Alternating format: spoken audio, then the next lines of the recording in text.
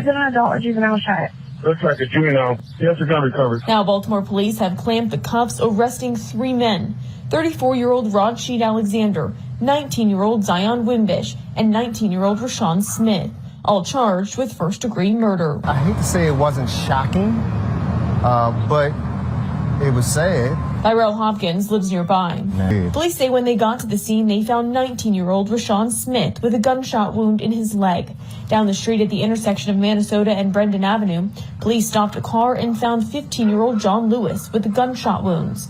Both were taken to the hospital where Lewis later died. He says 34-year-old Rashid Alexander had been arrested before on drug and failure to appear charges. And even though the other 2 men are 19 and young adults, Hopkins says he wants to make sure young people are held accountable. To prevent this, you would need, first of all, some type of solid structure where they know they're going to be held accountable. They know